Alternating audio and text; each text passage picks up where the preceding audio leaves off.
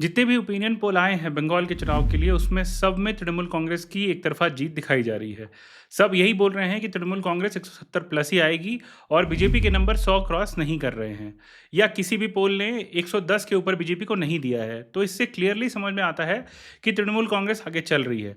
पर क्या ये सच में ऐसा ही है या इसके पीछे कुछ और होने जा रहा है? क्योंकि अगर आप 2024 के लोकसभा चुनाव देखेंगे तो उसमें भी बीजेपी को 350 प्लस तक भी कई पोल दे रहे थे, जबकि रिजल्ट आया तो 240 भी बीजेपी क्रॉस नहीं कर पाई।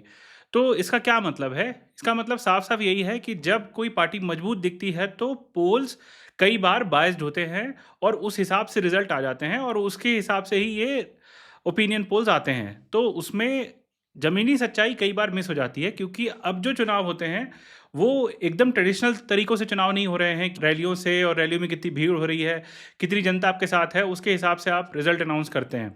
क्योंकि जो इलेक्शन मशीनरी है, इस तरह से उपयोग हो रहा है उसका कि उसको रीड कर पाना इतना आसान नहीं होता है।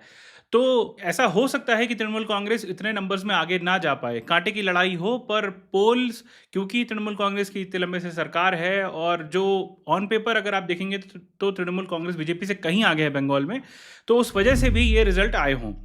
तो अभी तो ना चुनाव हुआ है, तो ऐसे कैसे हो सकता है कि ये सारी चीज़ें इतनी क्लियर हो रही हैं? तो इसके लिए ज़रूर चुनाव तक का वेट करना पड़ेगा। पर अगर आप बीजेपी की तैयारियों की बात करेंगे तो वो 2021 से डिफरेंट है। क्योंकि 18 महीने पहले जब बीजेपी ने बंगाल चुनाव की तैयारियां शुरू करी थी तो उनको पता था कि उनको क्या सही करना है। क्योंकि 21 के चुनाव में उनको क्लियरली समझ में आ गया था कि ये गलतियां हैं और इनको रिपीट नहीं करना है।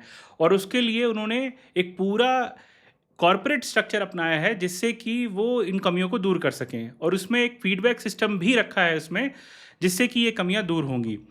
तो 2021 के चुनाव में क्या कमियां थी, उसमें एक बहुत बड़ा कारण ये था कि जो बीजेपी के क्षेत्रीय नेता हैं उनमें एक एक तरह से टकराव दिखता है। उसमें दो नेताओं की बात खासकर की जाती है, एक शुभेंदु अधिकारी और दूसरे दिलीप घोष। तो दो ही बड़े नेता हैं जिनको कि आप मान सकते हैं कि वो एक बड़े कद के नेता है बीजेपी के लिए, क्योंकि दिलीप घोष पुराने नेता हैं, पुराने बीजेपी के नेता हैं, और शुभेंदु अधिकारी जो कि मजबूत नेता हैं, टीएमसी से आए हुए हैं, और उन दोनों के बीच में ही बीजेपी के जो लीडरशिप को लेकर एक तरह से खींचातानी थी। और ये बात ग्राउंड पर भी समझ में आती थी, कार्यकर्ताओं में भी एक तरीके का कन्फ्यूज़न था कि किसके हाथ में पूरी बीजेपी है, और इसके लिए जो एक एग्जीक्यूशन प्लान होता है वो सही से नहीं बन पा रहा था। बीजेपी की टॉप लीडरशिप ने पहले से ही अपने नेताओं को बंगाल में डिप्लॉय कर रखा था। उसमें सबसे बड़ी बात निकल कर आती है सुनील बंसल की डिप्लॉयमेंट की। सुनील बंसल एक ऐसे नेता हैं जो 24 घंटे काम करने वाले नेताओं में है बीजेपी की। हालांकि जो अभी का स्ट्रक्चर है बीजेपी में, वहाँ ऐसे ही नेताओं की लंबी कतार है, पर सुनील बंसल ऑर्गेनाइजेशन लेवल पर बहुत काम करते हैं और वो एग्जीक्यूटर माने जाते हैं। तो इसलिए सुनील बंसल को बंगाल में पहले से ही लगा दिया गया था, और उसमें जो 2021 में बूथ कमेटियों की कमी थी उसको दूर करने के लिए सुनील बंसल बंगाल में पहले से ही काम कर रहे थे। उसमें क्या था कि जो बूथ कमेटियां बनी थी वो एक तरह से घोस्ट बूथ कमेटियां थी। वहां पर लोकल लीडर्स ने जो नाम रखे थे वो नाम असल में थे ही नहीं। तो आपके लिए बूथ पे लड़ाई कौन करेगा, आपकी बात नीचे तक कौन पहुंचाएगा? तो इसके लिए सुनील बंसल जब बंगाल गए तो उन्होंने सरल ऐप का पूरा इम्प्लीमेंटेशन बंगाल में कराया। यहाँ तक कि जो विस्तारक हैं, विस्तारकों की नियुक्ति के लिए भी बहुत बड़ा काम बीजेपी ने वहाँ पे किया है, और एक प्रॉपर रिटन एग्जाम और ग्रुप डिस्कशन के बाद विस्तारकों की नियुक्ति हुई है। और उसके बाद जब पन्ना प्रमुख बनते हैं और जो ऑर्गेनाइजेशन में आपका पूरा स्ट्रक्चर तैयार होता है, वो भी काफ़ी हद तक बीजेपी ने सुधारने का काम किया है, और उसमें सुनील बंसल की बड़ी भूमिका है, क्योंकि वो लगातार ऑर्गेनाइजेशन को देख रहे हैं। वो यूपी में 2014 के चुनाव में भी थे, 2017 के भी चुनाव में थे। तो उनको पता है कि बड़े लार्ज स्केल पर कोई चुनाव जब होता है तो उसमें ऑर्गेनाइजेशन स्ट्रेंथ को कैसे इंप्लीमेंट किया जाता है। और इसीलिए जब ये पूरा 18 महीने का जो एक्सरसाइज थी वो चल रही थी, तो वो एक तरफा इसी बात पर काम कर रहे थे कि कैसे इन चीज़ों को ठीक किया जाए। तो इसमें सरल ऐप का बहुत बड़ा इंपॉर्टेंस है, क्योंकि पूरा डिजिटल डेटा कार्यकर्ताओं का इसमें रहता है। तो इसमें बायोमेट्रिक से लेके यहाँ तक कि जियो फेंसिंग तक भी की जाती है कि जब कोई कार्यकर्ता उस बूथ के पास होता है तो ही वो अपलोड कर सकता है। तो ऐसा नहीं हुआ कि आप घर बैठे इस ऐप को अपडेट कर पाएंगे, उसमें सारी इन्फॉर्मेशन आपको देनी पड़ेगी। तो इससे क्या है कि जो एक फेक वर्कर्स का पूरा जाल बिछ गया था, वो कहीं ना कहीं बीजेपी ने रूल आउट कर दिया है, और इससे ही जो चुनाव का स्ट्रक्चर है वो चेंज होता है। और इसके लिए बीजेपी ने पूरे 18 महीने में काम किया है, और ये क्लियरली अब दिख रहा है कि बीजेपी ने संगठन के लेवल पे काम बहुत बदल दिया है। अब उसके बाद दूसरी बात आती है कि पहले तो कार्यकर्ता लोकल कार्यकर्ता थे, तो लोकल कार्यकर्ताओं में इस बात की बड़ी होड़ होती है कि किसको टिकट मिलेगा, किसको टिकट नहीं मिलेगा, किसके कार्यकर्ता लगाए जाएंगे, किसके नहीं लगाए जाएंगे। तो बीजेपी ने आरएसएस के सिस्टम को इम्प्लीमेंट किया, जैसा कि बिहार में किया गया था। तो उसी तरह का सिस्टम कि जिनको पद की कोई लालच नहीं है, जो सिर्फ एक प्रॉपर फीडबैक सिस्टम पे काम करते हैं, वही आगे का काम करेंगे जो ऑर्गेनाइजेशन का काम है। तो जो ऑर्गेनाइजेशन का पूरा काम है वो आरएसएस के सिस्टम से इम्प्लीमेंट किया गया, और जो लोकल लीडरशिप है वो सिर्फ लोकल काम जो करने होते हैं, प्रचार का, रैली का, ये इन सब चीज़ों के लिए लगाए गए थे। और बाकी काम जो चुनाव के लिए होता है उसमें एक आरएसएस का जो 6 जोन का डिवीजन है उससे किया गया। तो वो कहीं ना कहीं इंप्लीमेंट करने की कोशिश की गई है, जिससे कि जो पिछली बार की कमियां थी उनको दूर किया जा सके। और उसका इम्पैक्ट ज़रूर इन चुनाव में दिखेगा, क्योंकि अब वो लोग चुनाव में नहीं हैं जिनको कि किसी पद का लालच है। वो ऑलरेडी वही लोग हैं जो कि इतने लंबे समय से ऑर्गेनाइजेशन चला रहे हैं, और उनको पता है कि किसी कमी को दूर कैसे करना है। और ऐसा नहीं था कि इसके लिए कोई मॉनिटरिंग नहीं हो रही थी। सबसे बड़ा कोई डिप्लॉयमेंट केंद्र की तरफ से बंगाल में हुआ था तो वो भूपेंद्र यादव का हुआ था। भूपेंद्र यादव ऑर्गेनाइजेशन के लिए माने जाते हैं, खुद केंद्रीय मंत्री हैं, पर उनका वीकेंड पे हमेशा बंगाल जाना इस बात का एक सबूत है कि बीजेपी इसको लेकर बहुत सीरियस थी, क्योंकि भूपेंद्र यादव हर चीज़ को मॉनिटर कर रहे थे टॉप लेवल पे। तो उनका रहना बंगाल में बहुत ज़रूरी है। तो वो बंगाल के प्रभारी जब बनाए गए थे उसके बाद से ही हर वीकेंड में उनका जाना बंगाल होता था, और इसीलिए उनको कई बार वीकेंड मिनिस्टर भी कहते हैं बंगाल में, क्योंकि वो हर वीकेंड पहुँच सारी जो तैयारियां हो रही होती हैं उनको देखते हैं, उनका प्रोग्रेस देखते हैं, और कितना काम बचा है उसको भी वो अपडेट करते हैं। तो जो टॉप लीडरशिप तक फीडबैक जाता था वो एक बड़े नेता की तरफ से जा रहा है, और वो जो कि ऑर्गेनाइजेशन के लिए ही जाना जाता है। तो इस तरह से बीजेपी ने पूरा अपना स्ट्रक्चर चेंज किया है। जो पिछली बार की कमियां थी कि आपके बूथ वर्कर्स बूथ पे ही नहीं है, आपके जो वोटर्स हैं उन तक बूथ के लोग पहुंचे ही नहीं हैं, तो वो सारी कमियों को दूर करने का काम बीजेपी ने किया है। और जो बाकी राज्यों में अभी तक होता था वो बंगाल में भी इम्प्लीमेंट किया है, क्योंकि अगर आप बिहार का रिजल्ट देखेंगे तो वो ऐसे ही नहीं आ गया है, वहाँ पर भी सेम मॉडल इम्प्लीमेंट किया बीजेपी ने, और उस हिसाब से वो रिजल्ट आए हैं। तो बंगाल के लिए भी बीजेपी ने सेम चीज़ अपनाई है, और उसका रिजल्ट आपको ज़रूर विधानसभा में दिखेगा।